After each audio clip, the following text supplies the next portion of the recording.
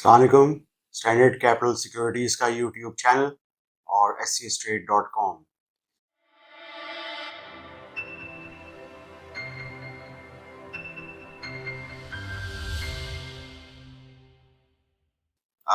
Viewers, मेरे जो एक वीलॉग के अंदर एक बड़ा अच्छा सवाल आया था कि लॉन्ग टर्म इन्वेस्टमेंट और खुसूसी तौर पे डिविडेंड यील्ड स्टॉक्स कौन से हैं जिसमें कि इन्वेस्टर्स अपना एक्सपोजर ले सकते हैं। तो इस वक्त काफ़ी पीएसएक्स के नोटिस आ रहे हैं, जिसमें कि अभी एक बहुत ही अहम नोटिस 10 नवंबर को आया था बैंक अल फलाह के अंदर। अब बैंक अल फलाह में जो हम देखते हैं कि जो बायबैक का जो नोटिस आया था वो तकरीबन जो मैनेजमेंट है वो 11.25% तक शेयर्स बायबैक करेगी, जो 20 करोड़ शेयर उस नोटिस में लिखा हुआ था। अब हम जो फंडामेंटल्स देखते हैं बैंक अल फलाह के, तो उनकी जो पिछले साल और हाफ ईयर में जो अर्निंग पर शेयर है वो बहुत ज़बरदस्त रिपोर्ट हुआ था। फिर 9 मंथ्स के अंदर भी तकरीबन 8 रुपए से कुछ कम ईपीएस रिपोर्ट हो चुका है, जो पिछले साल के कैलेंडर ईयर में पूरे साल का जो ईपीएस था वो अब 9 मंथ्स में इस साल बैंक अल फलाह का रिपोर्ट हो गया है। तो ऑलरेडी बैंक अल फलाह हाफ ईयर में डिविडेंड देने वाला एक स्टॉक बन गया है। 2.5 रुपए का डिविडेंड उन्होंने दिया था और मजीद भी एक्सपेक्टेशन यही है कि वो एक मजीद फुल ईयर के अंदर एक डिविडेंड पास ऑन कर सकता है, ऐसा लगता है। जो एक्सपेक्टेशंस हैं ईपीएस के हवाले से, तो डिविडेंड भी जो है वो फुल ईयर में एक फाइनल डिविडेंड अच्छा आएगा। तो ये भी डिविडेंड यील्ड के हवाले से एक अच्छी ऑप्शन इन्वेस्टर्स के लिए बन सकती है, क्योंकि हम वैसे भी अगर दूसरे इसके रेशोज देखें जो हम स्टॉक मार्केट में देखते हैं, उनमें प्राइस टू बुक वैल्यू एक बहुत अहम रेशो है। और प्राइस टू बुक वैल्यू पे सबसे जो सस्ता जो बैंकिंग स्टॉक है वो बैंक अल फलाह है, यानी 0.5 के प्राइस टू बुक मल्टीपल पे अगर कोई स्टॉक मिले तो वाकई उसको सस्ता ही तस्वुर किया जाता है। तो मेरा ये ख्याल था कि मुझे ये हाईलाइट करना चाहिए।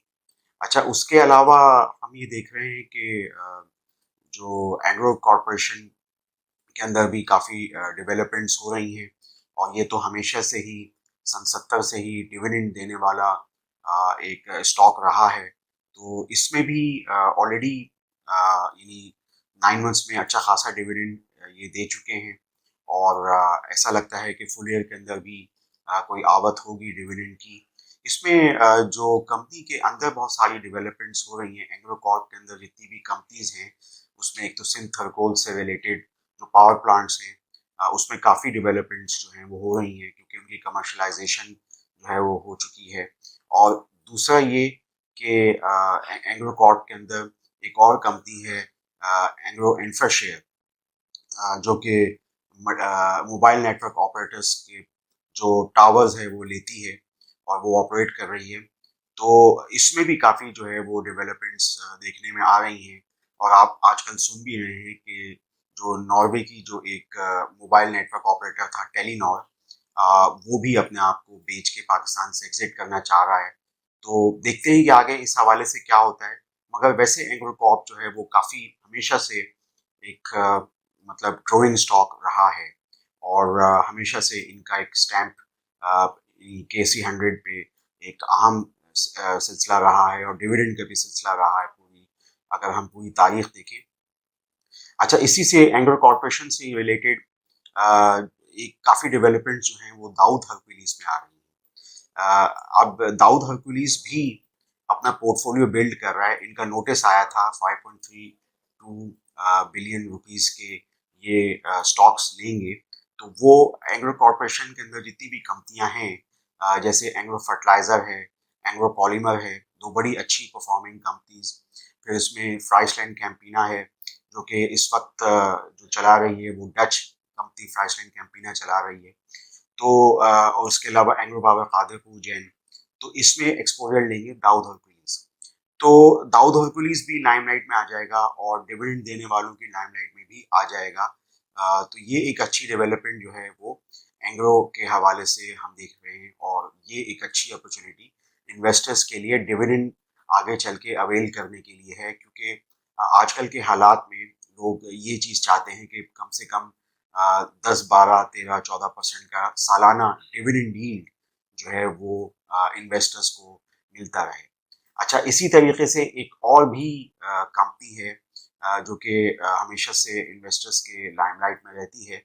मैंने पिछले वीलॉग में इसका सरसरी तौर पर जिक्र किया था। ये ऑयल मार्केटिंग कंपनी है, अटक पेट्रोलियम। अब दूसरी ऑयल मार्केटिंग कंपनीज की निस्बत अटक पेट्रोलियम एक छोटी कंपनी है अटक ग्रुप के अंदर, अटक ऑयल ग्रुप, जो कि सन 1913 से है। तो अटक पेट्रोलियम जो है ये भी यानी अच्छा डिविडेंड जो है वो सालाना देता है। पिछले साल इन्होंने 45 रुपए का डिविडेंड दिया था।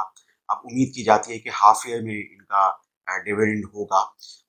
मैं ये इसलिए हाईलाइट कर रहा था कि छोटी ऑयल मार्केटिंग कंपनीज की स्टोरेज कैपेसिटी कम होती है, तो इस वजह से जो इन्वेंट्री गेन होते हैं, जैसे पीएसओ का इन्वेंट्री गेन या इन्वेंट्री लॉसेस, तो वो चीज़ अटक पेट्रोलियम में उसका इम्पैक्ट कम है और उसके जो ऑपरेशंस हैं उसका इम्पैक्ट ज़्यादा है। जो ओएमसी मार्जिन हैं वो अभी गवर्नमेंट ने मतलब थोड़े से बढ़ाए हैं। पर लीटर ओएमसी मार्जिन जो थे वो तकरीबन 4 रुपये पर लीटर कर दिए हैं। तो इसका एक इम्पैक्ट जो आएगा वो अटक पेट्रोलियम पे भी आएगा।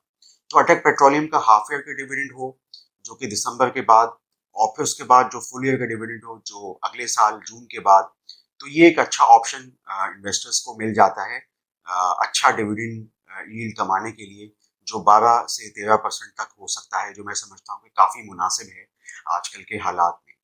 तो मैंने इस वक्त मुनासिब डिविडेंड यील्ड के लिए आपको 4 कंपनीज हाईलाइट करी।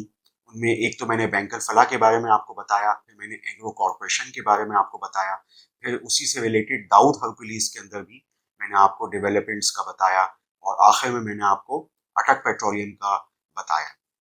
अब ये चीज़ें इस वक्त इन्वेस्टर्स देख रहे हैं ताकि सेफ हेवन्स देख सकें आजकल के जो भी सियासी हालात इस्लामाबाद में चल रहे हैं, इमर्ज हो रहे हैं, जिसका कि बराह रास्त असर हमारी स्टॉक मार्केट पे भी है। इसी से रिलेटेड जो सबसे अहम खबर है जिसका कि अब हमारे मार्केट पार्टिसिपेंट्स इंतज़ार कर रहे हैं, वो मॉनेटरी पॉलिसी स्टेटमेंट है जो कि जुमे को आएगी। और इसमें ज़्यादातर जितने भी हम जैसे एनालिस्ट हैं जो ब्लूमबर्ग के सर्वे होते हैं, तो उसमें ख्याल यही है कि मॉनेटरी पॉलिसी में जो इंटरेस्ट रेट्स हैं वो वही 15% ही बरकरार रखे जाएंगे, स्टेटस को मेंटेन किया जाएगा। गो के इस वक्त जो हम देखते हैं कि जो सीपीआई के नंबर्स हैं वो वही बहुत ऊंची टेरिटरी में चल रहे हैं, वही 26% से ऊपर। लेकिन ये है कि चूंकि इस वक्त हम ये देखते हैं कि मिनिस्ट्री ऑफ फाइनेंस जो है वो काफ़ी हद तक इसाक डार साहब के अंडर में है, तो वो कभी भी हमने जो 90 से और फिर जो यानी 2013 से लेके 2017 तक की तारीख देखी है, तो उसमें हमें यही लगा कि इसाक डार कभी भी हाई इंटरेस्ट रेट को उन्होंने पसंद नहीं किया है। तो उम्मीद की जाती है कि वो इसमें स्टेटस को जो है वो रहेगा, और ये तमाम जो हमारे बरादरी के एनालिस्ट हैं वो भी स्टेटस को ही देख रहे हैं।